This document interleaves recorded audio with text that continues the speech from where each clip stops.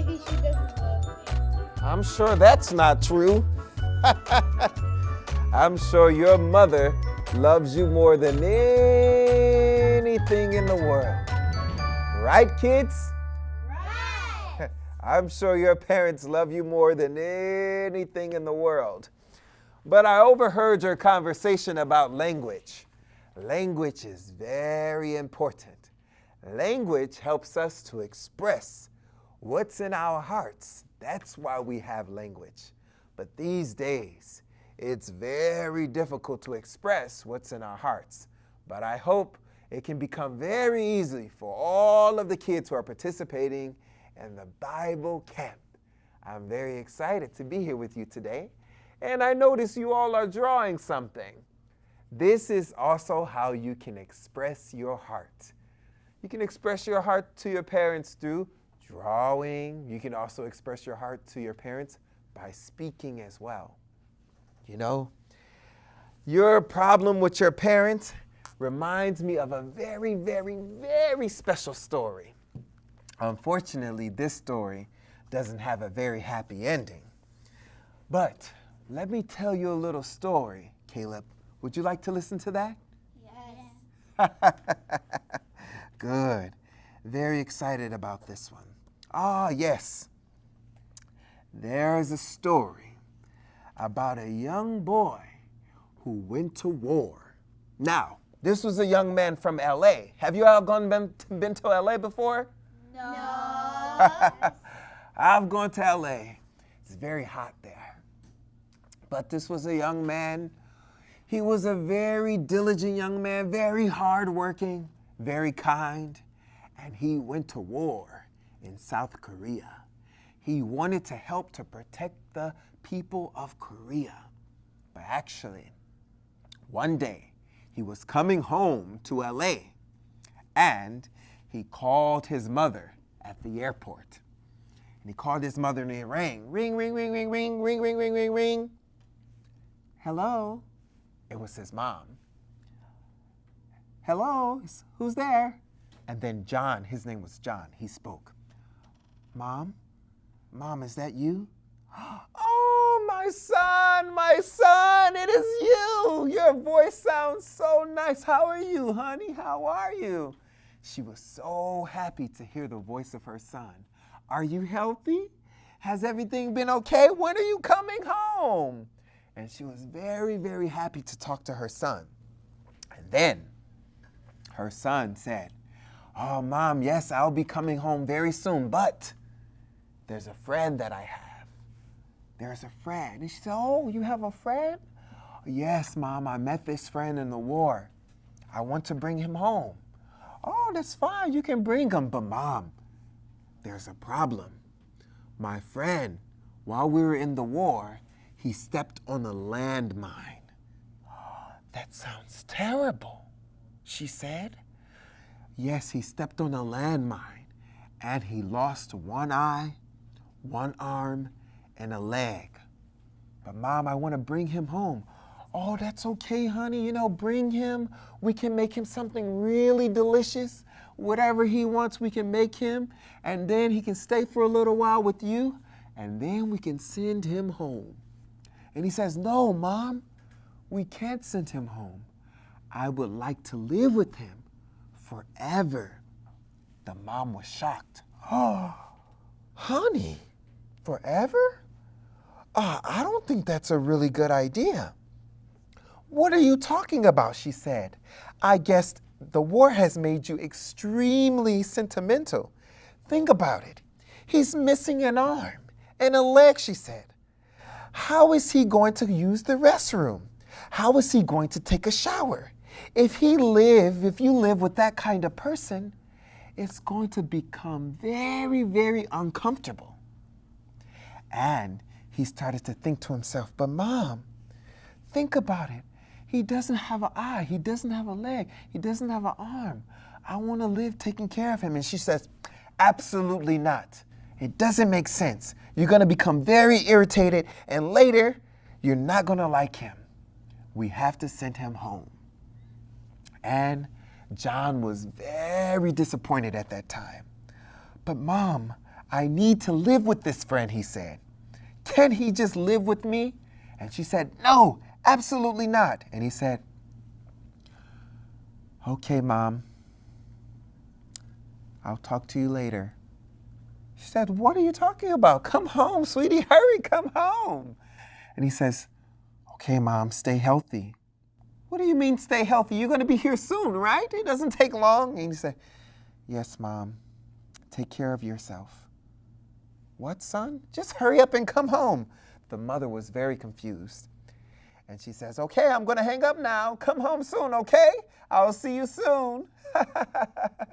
And she was very, very happy. She hung up the phone and she became very, very, very busy.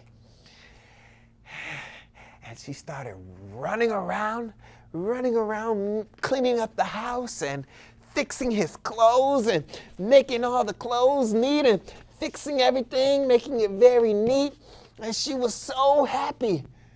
And she was so happy, she ran around the house and she started cleaning and she went to his bedroom. She made sure the cover was all neat and she made sure the room was clean. And then she started cooking. She loved cooking, especially for her baby boy. So she cooked pot roast and steak and hamburgers and sweet potato pie and peach cobbler and all those delicious food that he liked. And she was cooking all night. She couldn't sleep.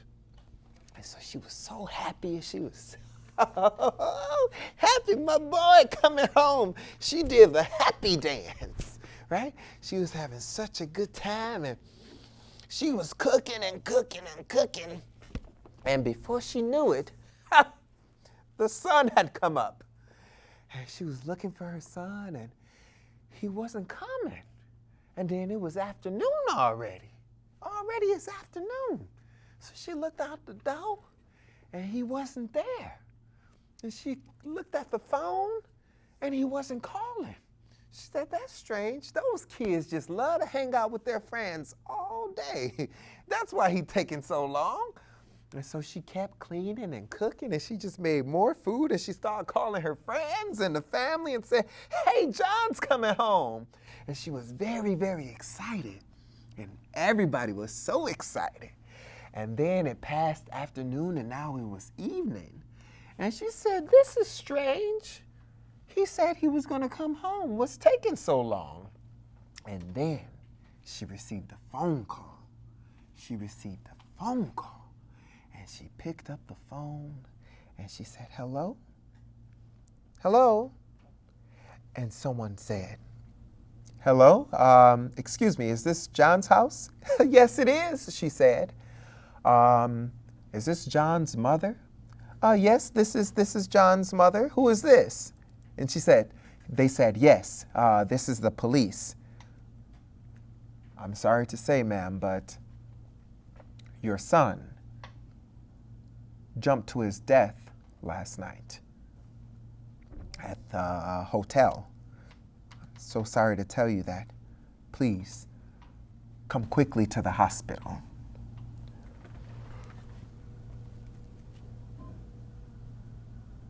She was shocked.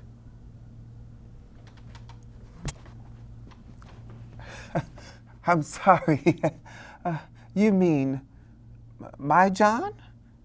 No, that can't be right. He was supposed to be on his way home. Please, ma'am, come to the hospital. Okay, I'll be there right away. And she got in her car, she drove. She arrived at the hospital. And she came and she stood before the hospital table. And she was standing there. And the police, they pulled back the white sheet. And there she looked at her son.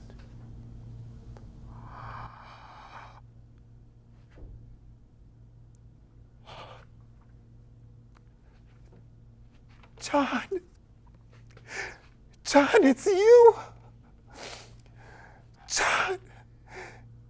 John was missing an eye and an arm and a leg. John, Why didn't you tell me it was you? Why didn't you tell me it was you? I would have been your eye. I would have been your leg. I would have been your arm. God, why? And she cried and she cried and she cried. Everyone. When we think about this story, right? She was so sad as she watched and she listened to the police tell her about what happened to her son. You know, John, he was in the army and he was fighting in the war. And he was giving all that he had, and he stepped on a landmine. And he lost consciousness. That means he blinked out. He was gone. And next thing you know, he was badly wounded. And they took him to the hospital. He woke up in the hospital.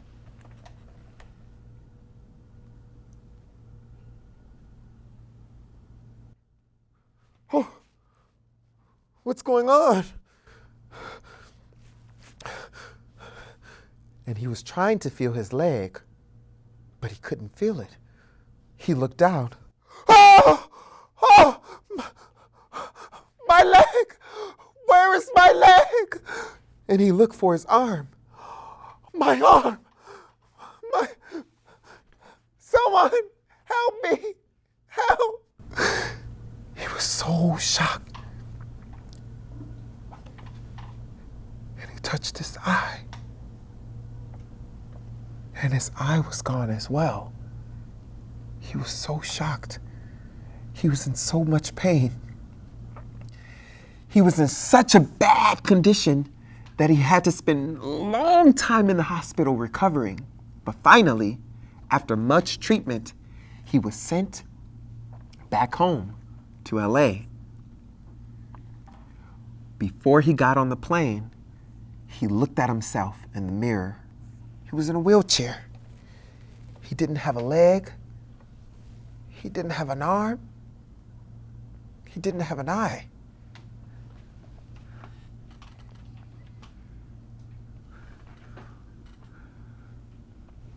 I'm ugly.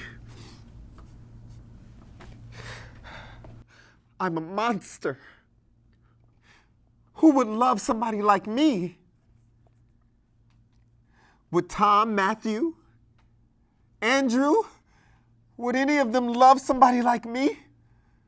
He thought about his friends, and he thought all of them would never want to be a friend with him. And then he thought about his girlfriend. Even my girlfriend wouldn't love me. Look at me. I'm a monster. And then he thought again. You know who he thought about? He thought about his mother. Of course. Of course, my mom would love me. She's my mom. Of course. But then he thought again. He looked at himself in the mirror. But maybe even my mom couldn't accept a monster like me. Look at me. Who would want to accept somebody like me? Who would want to love somebody like me? And then he had an idea.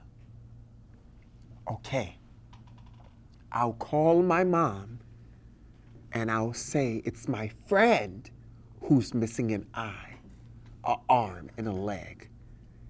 And if she can love my friend, then I can see if she loves me too.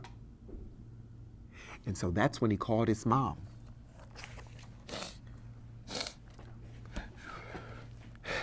He got himself ready. Ring, ring, ring, ring, ring, ring. Hello? Hello? Hello, who's there? Mom, it's me. John? John, is that you? Oh, yes, John. Oh, yes. What are you doing? Are you coming home? Yes, Mom, I'm coming home. Oh, well, hurry. But, Mom, there's a friend I want to bring home. Okay, sure, he can come. We can make him some really delicious food and then he can go home. That's no problem. But, Mom, there's something that's happened to my friend. He stepped on a landmine and now he's missing an eye, an arm, and a leg. Oh, that sounds terrible. Well, maybe he can come for a little while and then we can give him some delicious food. He can stay for a week and then we can send him home. But no, Mom, I want to spend my life with him. I want him to stay with us forever. John, no. Maybe being in the war made you really sentimental, but I don't think it's a good idea. After a while, you're going to become very irritated with him. Think about it. He doesn't have an arm and a leg. How is he going to go to the restroom? How is he going to shower? You're going to become very uncomfortable with him. I think he should go home, okay? Okay, Mom. Be healthy, okay? John, what are you talking about? Hurry up and come home, okay? I'll see you soon, okay? Take care of yourself. John, I'll see you soon, okay? I'm going to hang up now. Okay, hurry and come home. I will see you later. Bye-bye. Everyone, John, he didn't know his mother's heart, right? He didn't know his mother's heart, right, everyone? Right. Yes, right. If he would have known his mother's heart, he would have known.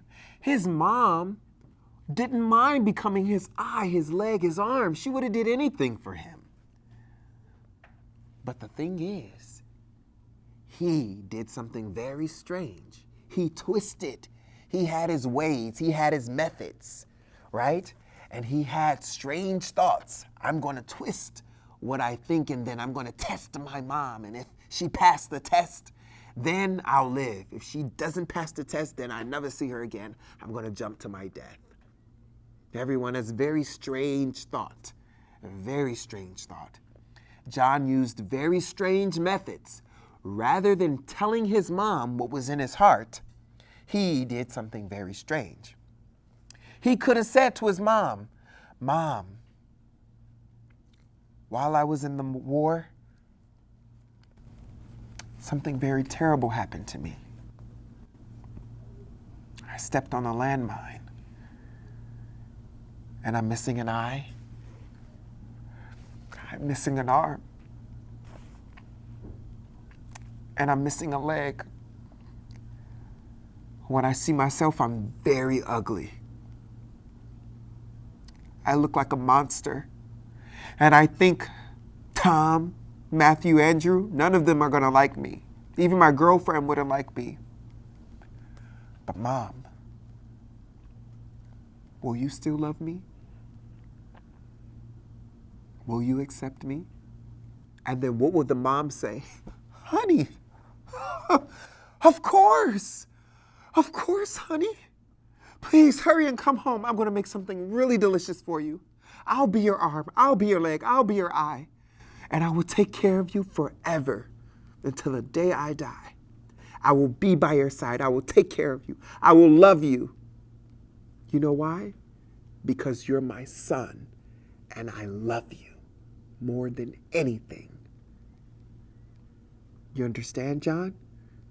I love you more than anything, and I will be there for you, and I will take care of you.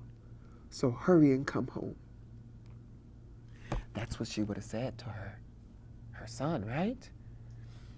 But unfortunately, John used his own methods, and he tried to do something, and he didn't share his heart with his mom. He didn't express to his mom what was in his heart. So he wasn't able to connect with the heart of his mother and receive strength and love and care. But you, boys and girls, you can be different. Let's share our hearts with our parents. Let's discover the hearts of our parents. Let's flow our hearts with our parents' hearts. And so that's the end of our story, but that's not the end of our time. I see that there's some paper there, boys and girls. I want you all, I'm going to get up. I want you all to take some of these papers, okay? And we're going to write a letter to our parents today. Would y'all like that? Yes. Kids, would you like writing a letter to your parents today? Yes, right? So let's write a letter to our parents today and express what's in our heart. Let's express something that's difficult to express to our parents. Or let's just tell our parents that we love them. So today we're going to write a letter. I want you to write a letter to your mom or your dad today. I want you to say, "Dear Mom," or "Dear Dad," or "Dear Parents." And you're going to write something to your parents today, okay?